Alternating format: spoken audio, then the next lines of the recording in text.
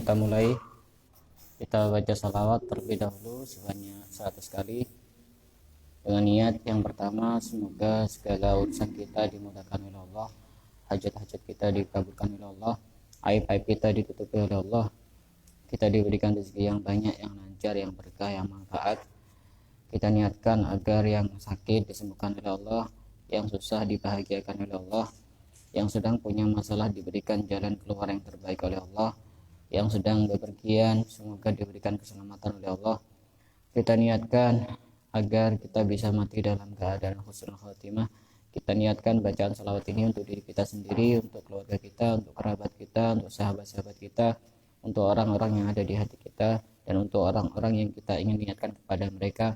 Kita niatkan bacaan salawat ini dengan niat-niat yang banyak, niat-niat yang baik, sebagaimana yang diniatkan oleh orang-orang soleh terdahulu. Innallaha wa malaikatahu yusholluna 'alan nabi ya ayyuhalladzina amanu shallu 'alaihi wa sallimu taslima.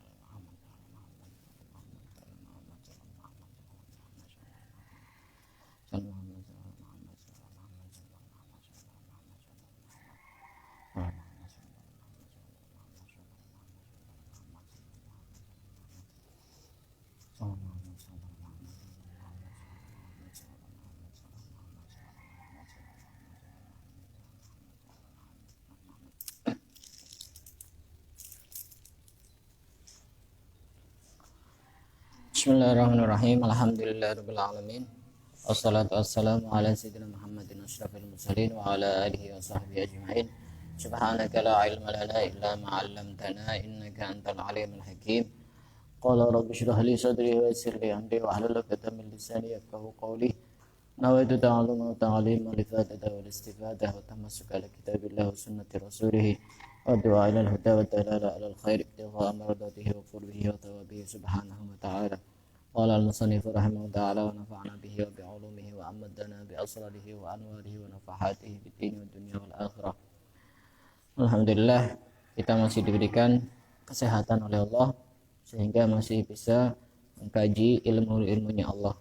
Pada hari ini tema kita adalah tentang fikih dari kitab Al-Yaqutun Nafis. Kita membahas bab al-wuslu.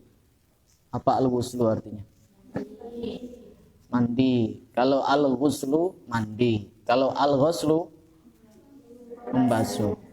Bahasa Arab itu unik, beda harokat saja sudah beda arti. Al-wuslu mandi, al-ghuslu membasuh. Apa itu mandi? Al-ghuslu lughatan as-sayalan. Mandi secara bahasa itu adalah mengalirkan air secara bahasa.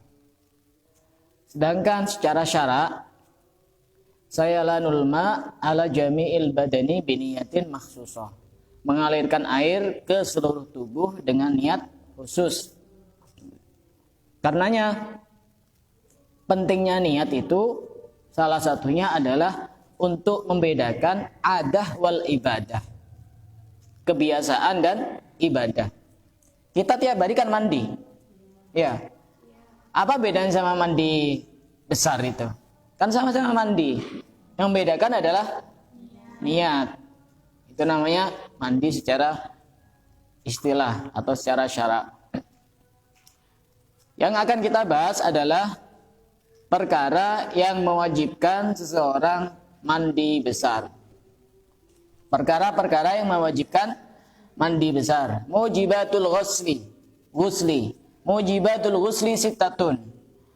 Perkara yang mewajibkan mandi itu ada 6. Mandi besar di sini. Di sini begitu perhatiannya Islam tentang urusan kebersihan.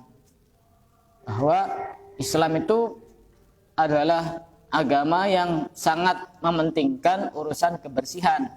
Sebelum corona pun kita sudah sering cuci tangan, sering berwudu. Bukan cuma pada saat ini yang kita ini cuci tangan. Kita sudah sering cuci tangan karena itu anjuran dari Islam. Yang sering disalahpahami ada satu ungkapan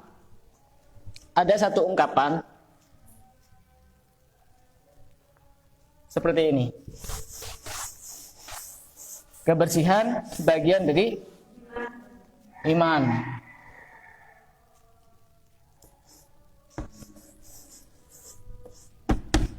An-nadhafatu innal iman.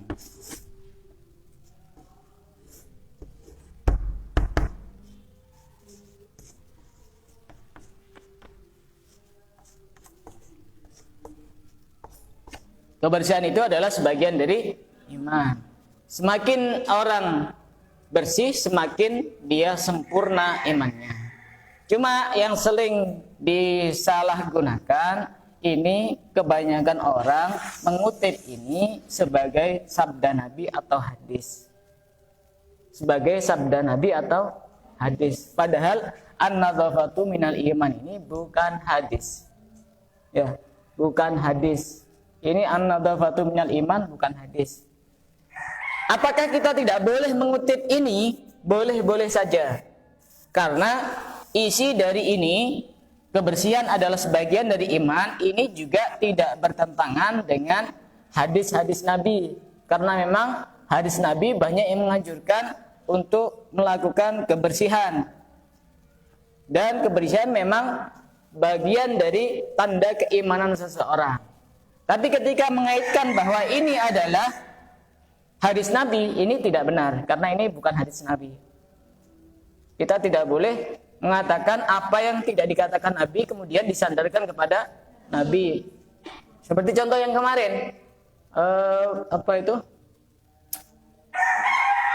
Man arada dunya fa'alaihi bil ilmi. Wa man arada al-akhirata fa'alaihi bil ilmi. Wa man aradahuma fa'alaihi bil ilmi. Itu juga bukan hadis. Apa itu?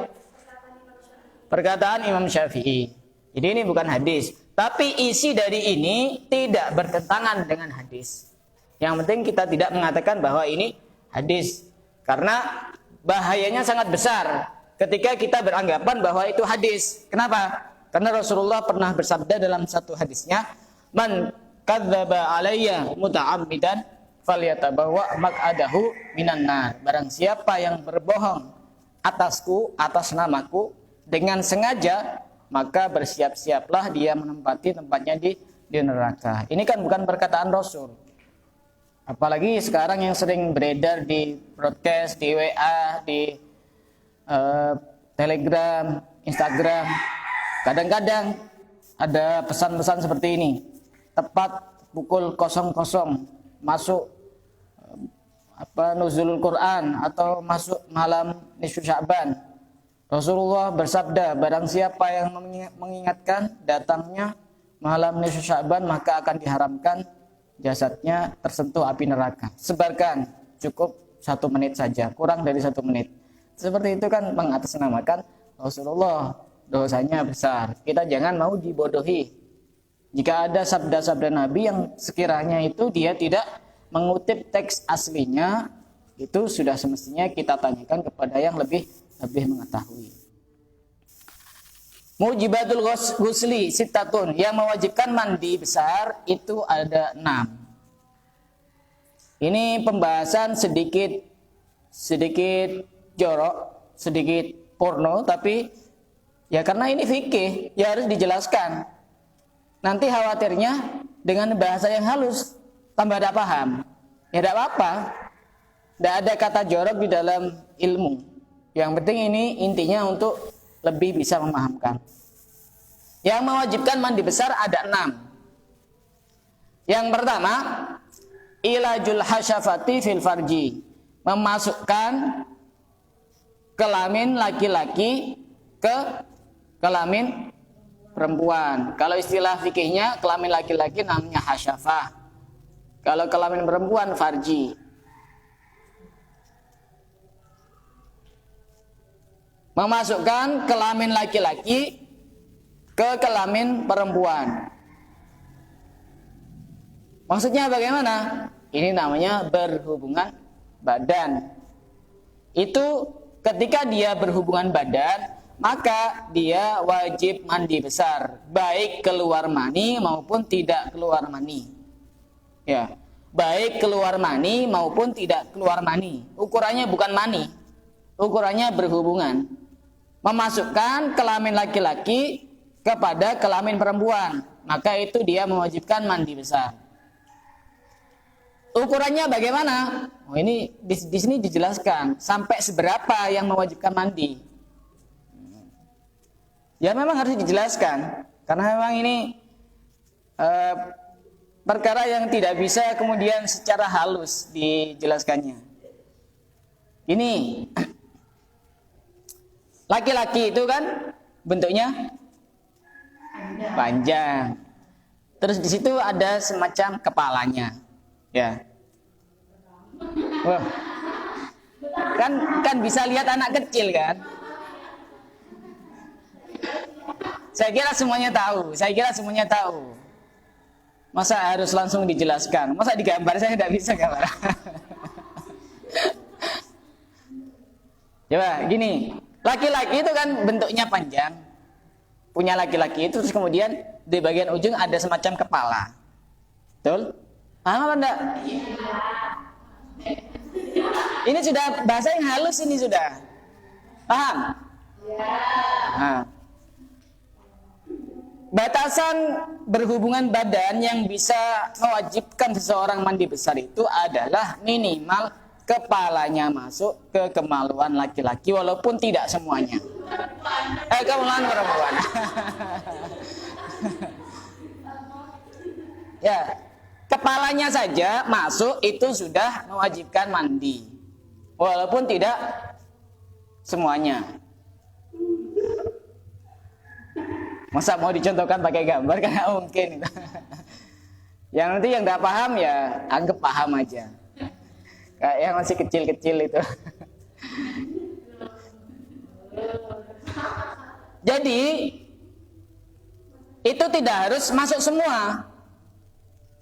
Yang penting kepalanya sudah masuk, itu sudah dia mewajibkan mandi. Mau keluar mani atau tidak keluar mani, tetap nanti wajib mandi. Baik itu dimasukkan ke bagian depan maupun dimasukkan ke bagian belakang. Paham enggak? Kalau bagian depan ini yang dekat dengan tempat buang air kecil. Kalau bagian belakang berarti tempat buang kotoran. Walaupun dimasukkan ke situ, naudzubillah itu hukumnya haram walaupun istrinya sendiri. Hukum berhubungan badan dengan istrinya lewat jalan belakang, hukumnya haram walaupun dengan istrinya sendiri. Walaupun dengan istrinya sendiri. Bahkan di dalam kitab-kitab fikih itu dijelaskan, kalau berhubungan badan lewat belakang, tapi tujuannya depan, tidak apa-apa karena memang intinya di depan. Bahkan dijelaskan seperti itu. Paham enggak? Berhubungan dengan istri lewat belakang, tapi yang dimaksud itu adalah depan, maka itu tidak apa-apa. Tapi jika langsung dimasukkan ke tempat keluarnya kotoran itu, hukumnya haram walaupun itu istrinya sendiri. Itu yang pertama. Kemudian bahkan di sini dijelaskan, kalau misalnya ada alat kelamin laki-laki yang terpotong, misalnya terpotong kemudian cecer di pinggir jalan misalnya, Misalnya di sini dijelaskan bagaimana jika misalnya ada alat yang sudah terpotong seperti itu. Ini alat beneran ini. Alatnya laki-laki beneran, alat kelamin laki-laki beneran. Kemudian setelah itu dimasukkan ke alatnya perempuan, itu sama hukumnya sebagaimana itu bersambung kepada orang laki-laki. Baik tersambung maupun terpisah, itu hukumnya sama. Bukan kayak jual beli, dijual terpisah. Bukan. Itu baik alatnya sambung, nyambung dengan orangnya maupun terpisah, itu tetap sama-sama memiliki hukum yang sama. Tetap wajib mandi. Tapi ini contohnya kayaknya jarang. Masa tiba-tiba di jalan nemukan ini apa ini, kan tidak mungkin. Contohnya jarang, sangat jarang. Kemudian ini berlaku bukan hanya kepada laki-laki dengan perempuan, tapi juga laki-laki dengan laki-laki. Itu namanya homo. Misalnya, naudzubillah, ada seorang laki-laki memasukkan alat kemaluannya kepada laki-laki lain di tempat keluarnya kotoran itu, maka dia juga tetap berkewajiban mandi. Sebagaimana ini juga berlaku untuk laki-laki dan bukan, tidak kira memasukkan. Gimana cara memasukkan kalau perempuan sama perempuan? Laki-laki sama hewan. Jadi misalnya ada laki-laki dia punya peliharaan ayam misalnya. Oh ini kok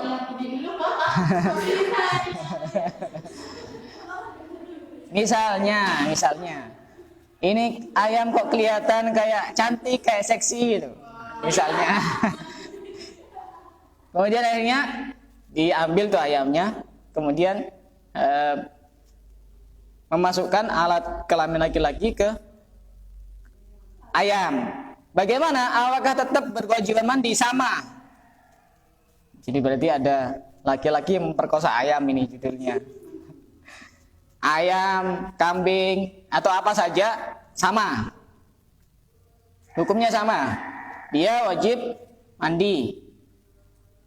Dan di samping dosa. Kalau sudah sama istrinya, wajib mandi tapi tidak dosa, bahkan pahala. Itu.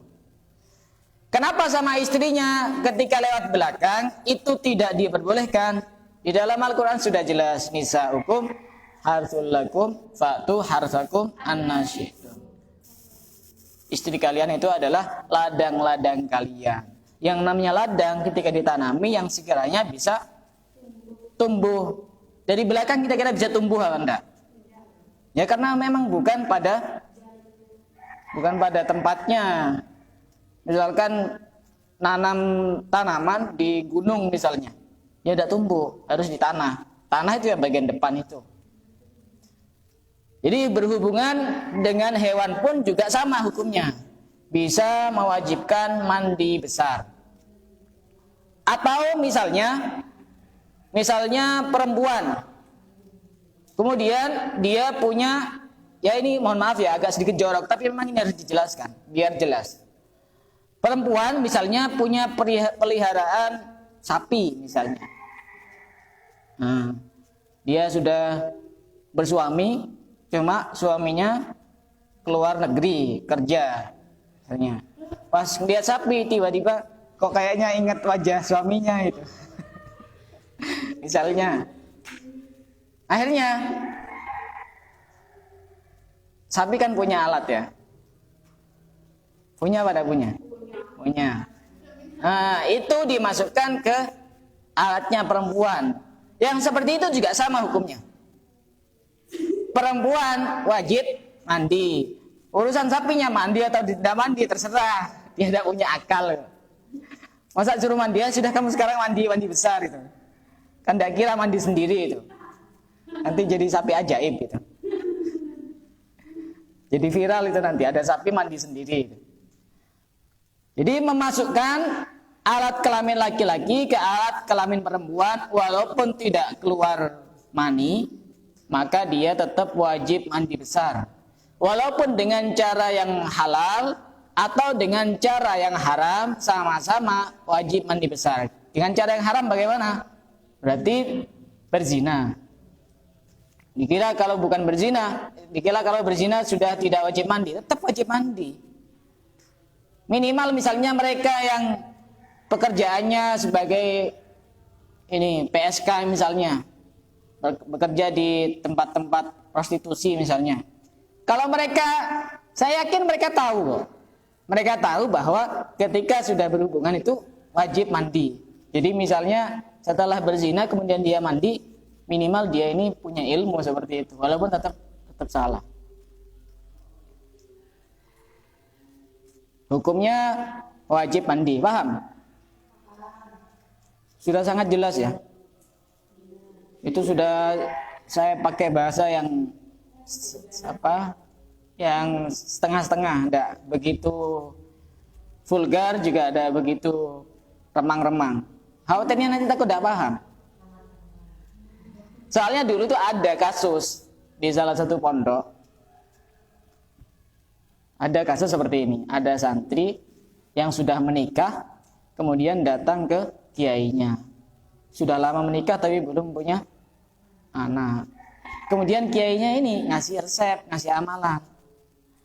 Nah ini beliaunya menggunakan bahasa yang sangat halus. Gini, nanti malam sebelum ini beliau itu bawa cincin seperti ini.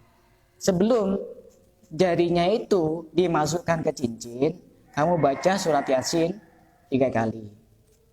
Oh gitu. Ya sudah langsung pulang. Ini sebelum jarinya dimasukkan ke cincin, kamu baca surat Yasin 3 kali. Akhirnya pulang. Jarak beberapa bulan atau beberapa minggu datang lagi. Ini kok istri saya masih belum hamil. Kenapa? Yang sudah saya sarankan sudah dilakukan apa belum? Iya, apa yang kamu lakukan? Ya setiap malam itu saya ambil cincin, kemudian jari saya masukkan ke cincin itu. Sebelum masukkan, saya baca surat Yasin 3 kali. Masya Allah, innalillahi wa inna ilaihi raji'un. Saya khawatirnya seperti itu kalau pakai bahasa yang begitu halus itu. Iya, itu namanya santri polos itu. Tidak punya dosa itu. Tapi kira-kira paham ya, sudah dewasa semua. Paham insya Allah. Kemudian yang kedua, khurujul mani, keluarnya mani. Ini lebih umum. Yang tadi itu memasukkan kelamin laki-laki ke kelamin perempuan, memasukkan hasyafah ke farji. Yang kedua ini keluar mani. Baik keluarnya itu lewat berhubungan badan atau dikeluarkan sendiri. Kalau istilah laki-laki namanya onani, kalau istilah perempuan namanya masturbasi. Ini bahasa apa? Biologi. Ya. Laki-laki mengeluarkan mani dengan tangannya sendiri misalnya. Itu kan keluar mani, tapi tanpa berhubungan badan. Apakah wajib mandi? Wajib mandi. Itu istilahnya onani, bisa di googling di internet itu. Onani, pengertian onani itu apa? Apa perempuan?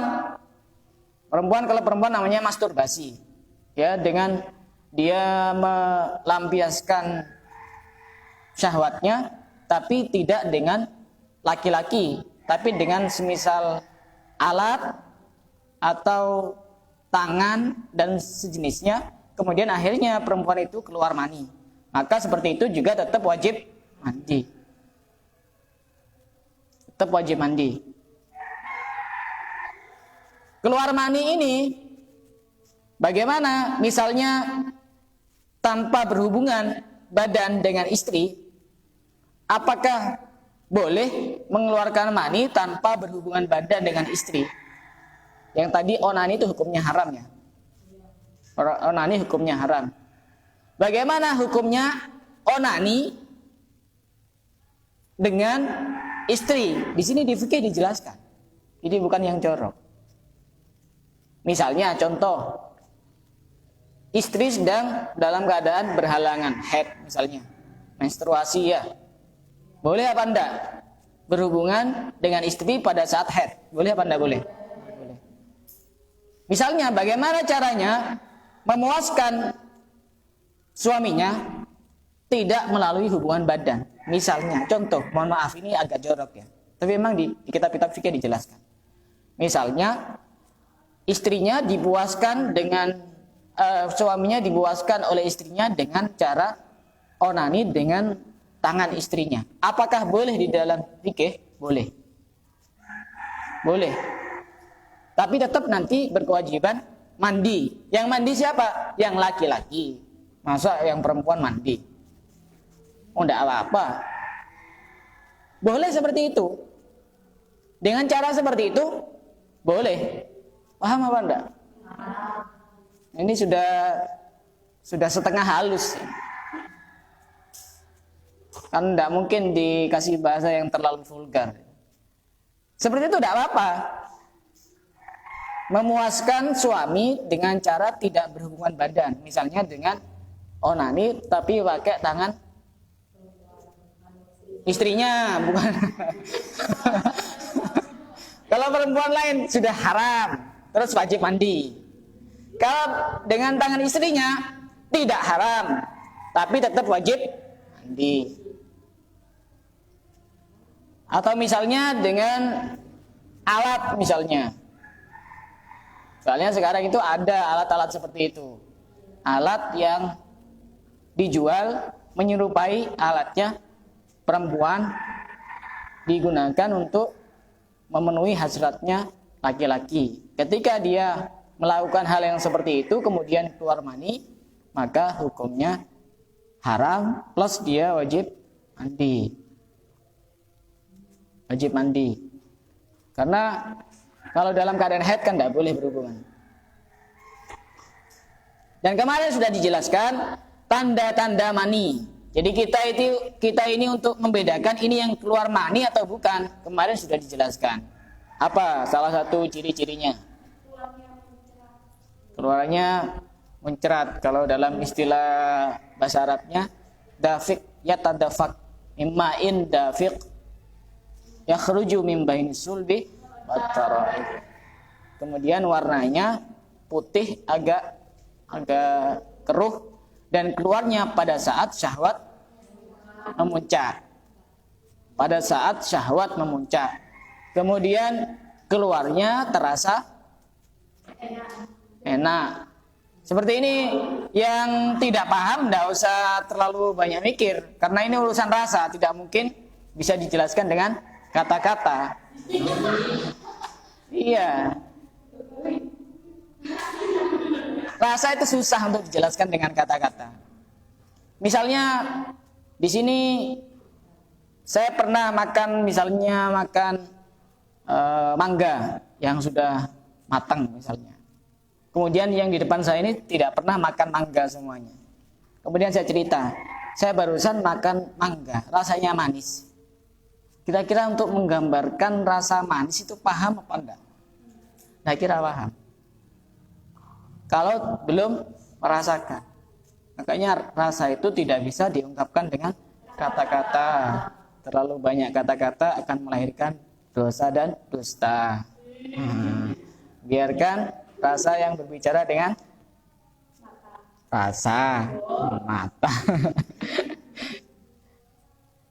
Bahkan dulu pernah ada cerita di salah satu pondok pesantren di Jawa Timur. Jadi ada santriwati yang nikah. Tapi setelah nikah dia tetap tinggal di pondok. Akhirnya pada waktu pagi hari itu santriwati ini ditanya sama teman-temannya, gimana rasanya malam pertama itu? Sudah dijelaskan berapa menit sampai sejam 2 jam, tetap tidak paham. Ya karena memang itu urusan rasa. Rasa itu tidak bisa dijelaskan kalau belum pernah merasakan.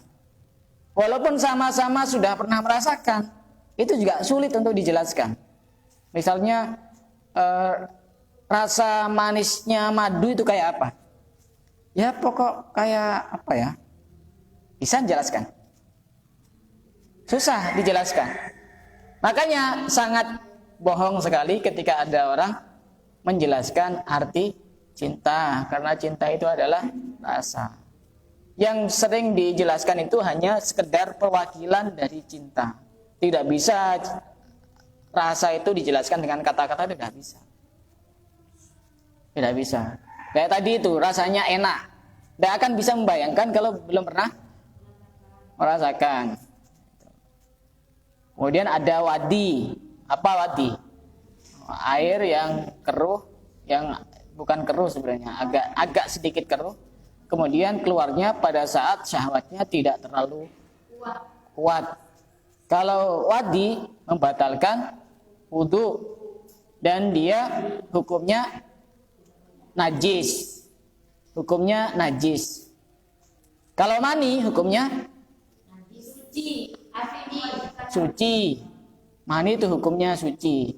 Kenapa mani hukumnya suci? Karena manusia itu adalah makhluk yang paling mulia. Walaqad karramna bani Adam. Kalau misalnya mani itu hukumnya najis, berarti manusia tercipta dari barang yang najis. Walaqad karramna bani Adam. Kemudian ada istilah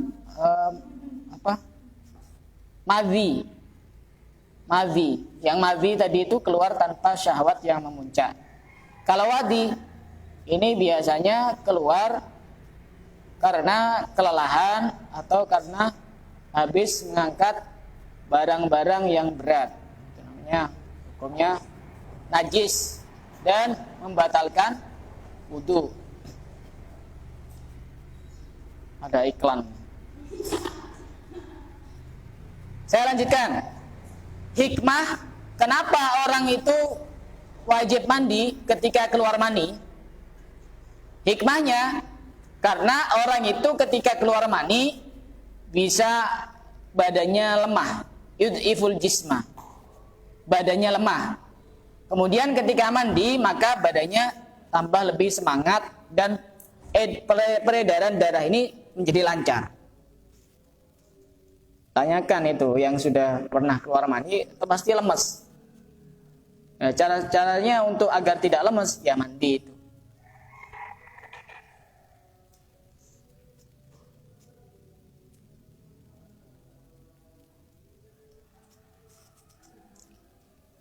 Kemudian, paham ya?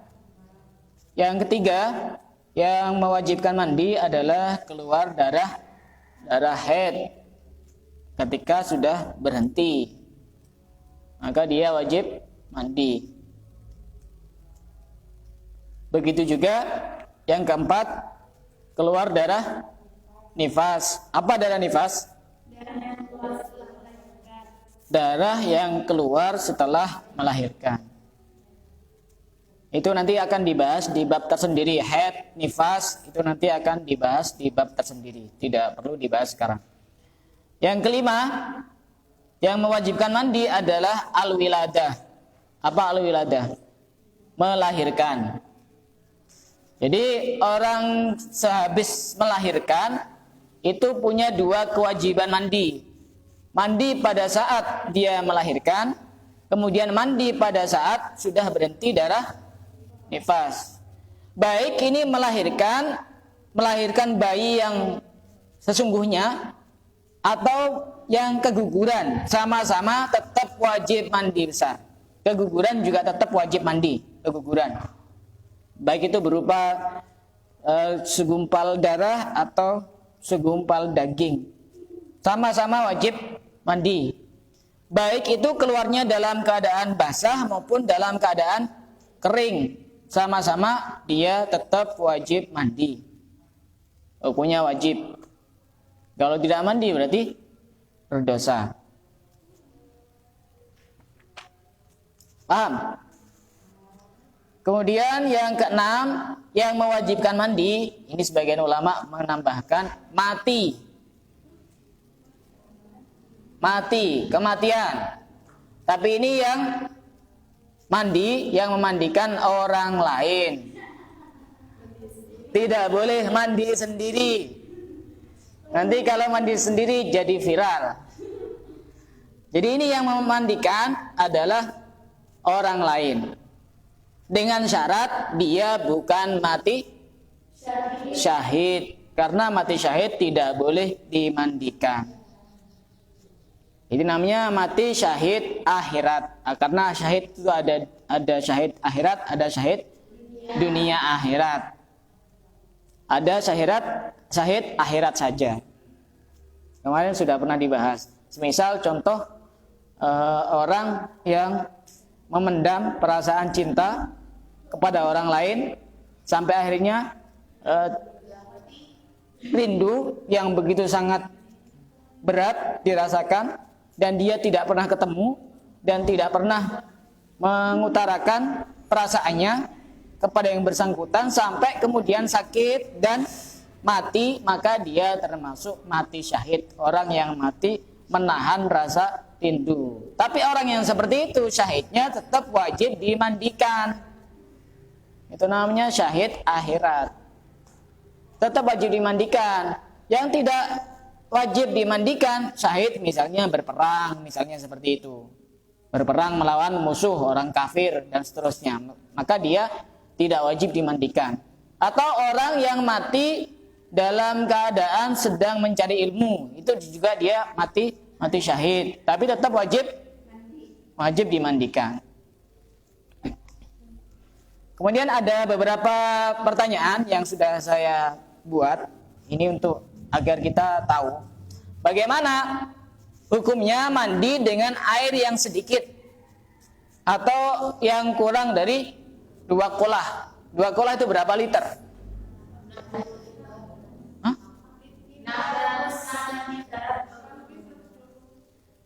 Kurang lebih itu 216 liter. 2 kolah itu kalau dihitung liter kurang lebih 216 liter. Itu kata orang-orang yang sudah pernah ngukur itu. Kira-kira seukuran yang biasanya buat gas yang besar itu. Apa namanya itu? Apa namanya itu? Drum ya. Drum apa-apa itu. Ya, drum ya. Kira-kira seukuran gitu. 216 liter. Kemudian dituangkan ke kamar mandi. Kira-kira seukuran gitu. Kalau diukur pakai ukuran 60 cm dari semua arah. Bagaimana kalau mandi dengan air yang kurang dari 2 kolah? Hukumnya bagaimana? Boleh apa tidak boleh? Boleh apa tidak boleh? Mandi kurang dari 2 kolah. Boleh, selama memang airnya suci, tidak terkena najis. Boleh-boleh saja. Caranya bagaimana? Caranya jangan jebur ke kolamnya. Caranya dengan pakai gayung kemudian disiramkan ke seluruh tubuh. Ketika misalnya ada pertanyaan, nanti kalau jadi mustakmal gimana? Ini yang perlu dipahami. Mustakmal itu adalah air, bekas air yang digunakan untuk melakukan ibadah wajib. Itu mustakmal. Jadi misalnya ada air jeding kesentuh tangan kita, itu tidak bisa dikatakan mustakmal. Karena menyentuh air di dalam jeding itu kita tidak niatkan ibadah. Paham? Yang dikatakan mustakmal itu semisal kita wudhu, kemudian bekas dari wudhunya itu ada yang masuk ke situ. Itu mustakmal namanya. Untuk membasuh perkara yang wajib. Kalau untuk membasuh perkara yang sunnah, misalnya 3 kali itu kan sunnah. Yang wajib kan cuma 1 kali. Maka yang nomor 2 sama nomor 3 ini tidak menjadikan air menjadi mustakmal ketika masuk ke jeding. Jadi tidak apa-apa. Gini, urusan nanti misalnya kita memasukkan tangan ke situ, kita niatkan bukan untuk niat mandi, kita niat ngambil air. Karena ketika kita niatkan untuk mandi berarti di situ ada perkara yang wajib. Kemudian kita pegang di situ. Kita niatkan ngambil air, baru setelah itu dituangkan ke kepalanya. Urusan nanti ada yang nyiprat, nggak usah dipikir itu. tidak kelihatan, tidak usah dipikir, nanti jadi was-was. Ya sudah, yang tidak kelihatan tidak usah dipikir.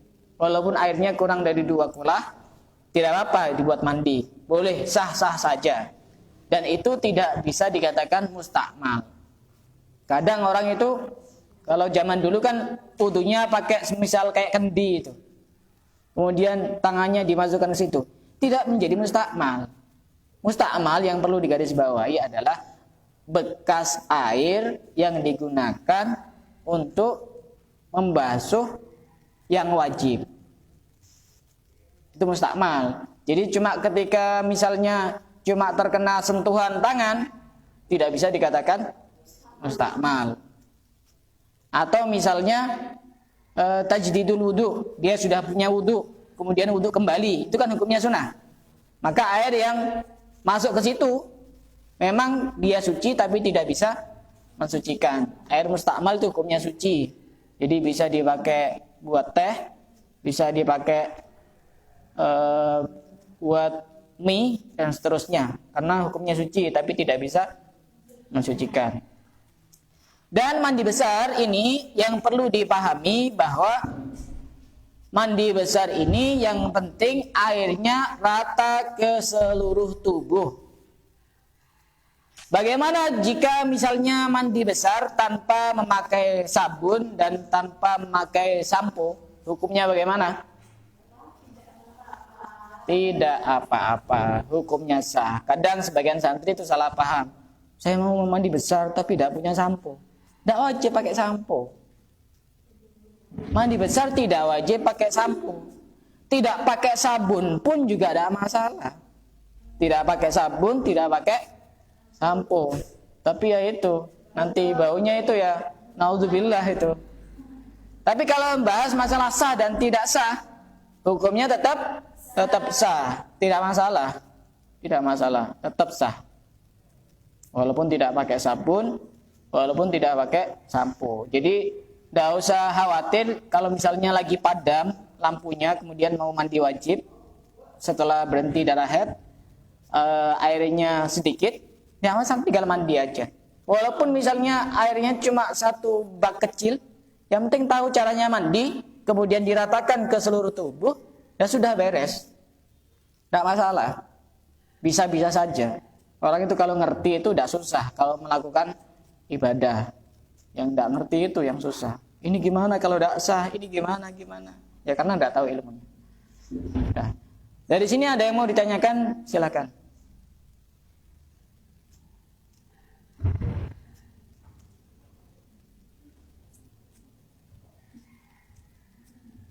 Silakan yang mau bertanya.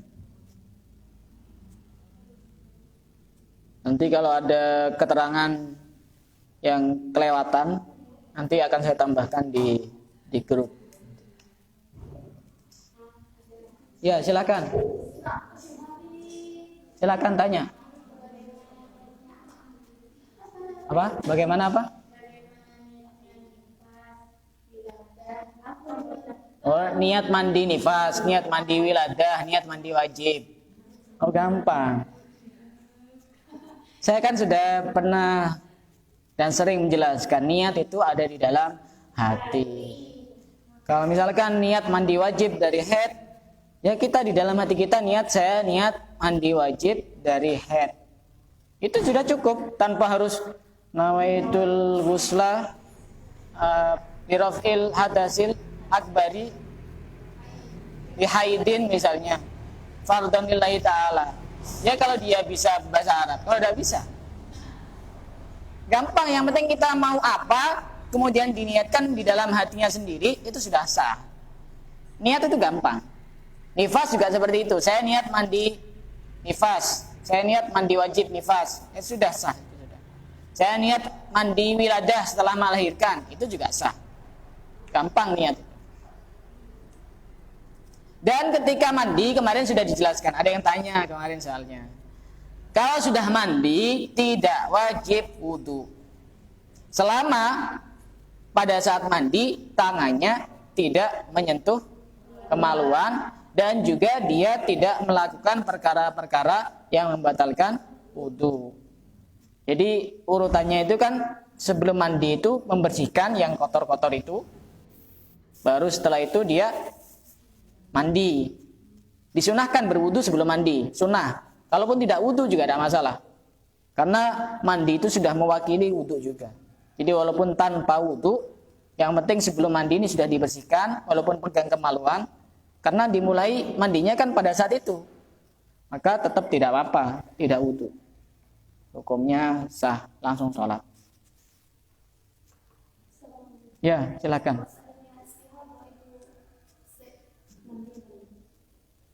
Istihadah kan dia tidak wajib mandi, cuma wajib dibersihkan. Dan tetap wajib sholat kan? Nah, iya, wajib sholat.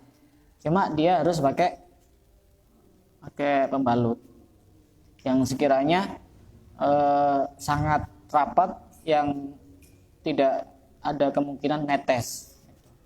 Ya sudah berusaha sekuat mungkin, semaksimal mungkin. Ini istihadah tetap wajib sholat. Dia tidak wajib mandi. Mau mandi ya silakan mau mandi, tidak apa-apa. Apalagi seharian tidak mandi. Ya silakan.